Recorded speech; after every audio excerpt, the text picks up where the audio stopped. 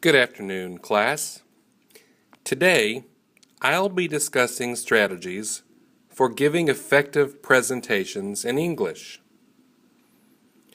I know that you are all experts in your own fields, like science, math, and history, but learning some simple steps can improve your presentations to English-speaking audiences.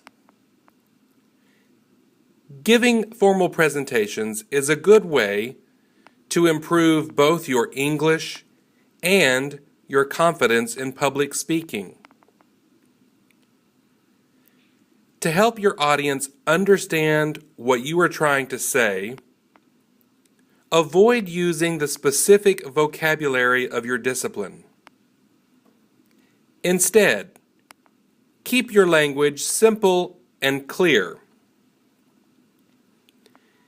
It is good to speak in short sentences.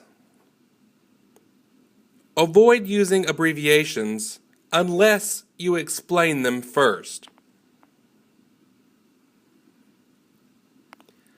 Until you get more experience, you should try to speak slowly. It is also very important that you have someone review your presentation slides for correct English spelling and grammar. First of all, let's start by talking about the basic parts of a presentation. Most speakers begin with an introduction to their topic. This helps the listener know what your talk will be about. Next is the main body of the presentation. Typically, this is the longest part of your presentation and is divided into main topics with one or more subtopics.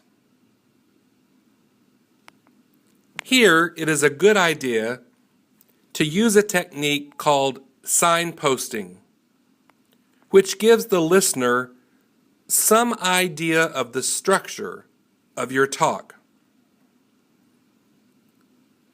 This technique makes use of transition words to indicate how the presentation is organized.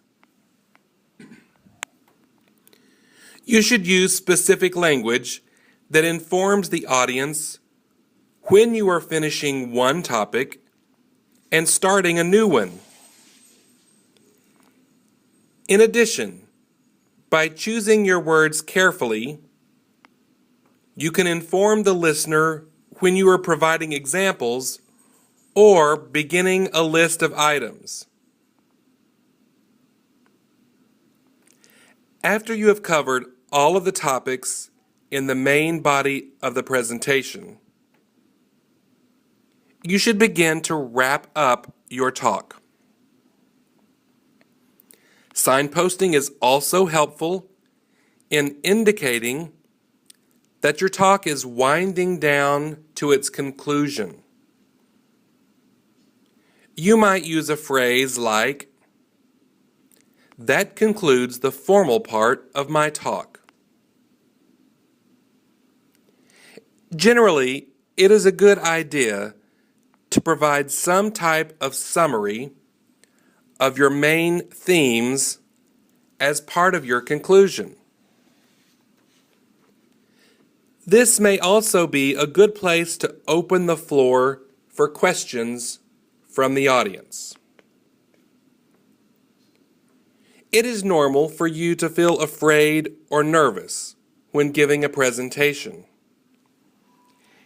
It can be even more challenging when you are not speaking in your first language.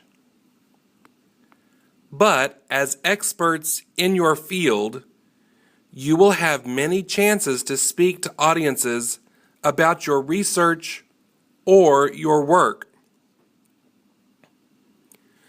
The good news is that practice does lead to improvement. If you follow the basic steps outlined in today's lecture and practice making formal presentations as much as possible, you will find that your confidence and your presentation skills will improve.